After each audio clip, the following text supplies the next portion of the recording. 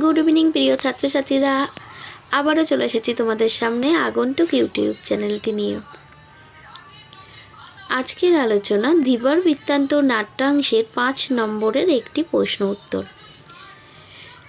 আজকের প্রশ্ন, সেই আংটি থেকে দেখে মহারাজের কোনো প্রিয়জনের কথা মনে পড়েছে, মন্তব্যটির প্রসঙ্গ উল্লেখ করো। ঠিক আছে, কোন প্রসঙ্গে এটা বলা হয়েছে? তাহলে এখানে দেখতেই পাচ্ছ প্রসঙ্গটা লেখা আছে। এটা কি লেখা আছে না, কালিদাসের ধীবর বৃত্তান্ত নামক রচনায় এক ধীবর একটি রুই মাছকে টুকরো করে কাটার সময় সেটির পেটের ভিতর থেকে একটি আংটি পায়।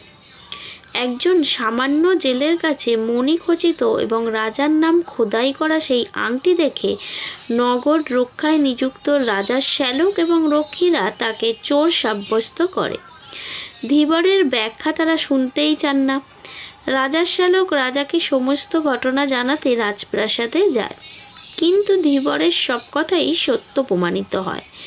এই সময়ই রাজা তার আংটিটি স্বচক্ষে দেখেন।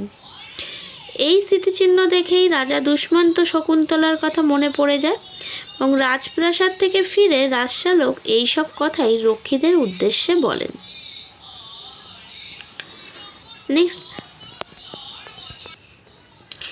নেক্সট ওর সঙ্গেই আর একটা লেজুর কোশ্চেন দেখো আছে, আংটিটি দেখে রাজা কি করেছিলেন? রাজার প্রতিক্রিয়া। এবার পয়েন্টস করতে হবে রাজার প্রতিক্রিয়া বলে লিখব। আংটি দেখে স্বভাবত গম্ভীর প্রকৃতির রাজা মুহূর্তের মধ্যে বিহ্বলভাবে চেয়ে থাকেন। শুধু তাই নয়, তার মনে যে উচ্ছ্বাস তৈরি হয় তার ফলে তিনি ধীবরকে আংটির মূল্যের সমপরিমাণ অর্থ ও পুরস্কার হিসাবে দেন। আংটিটি রাজার কাছে কতটা গুরুত্বপূর্ণ ছিল তা রাজার এই আচরণ দেখে সহজেই অনুমান করা যায়।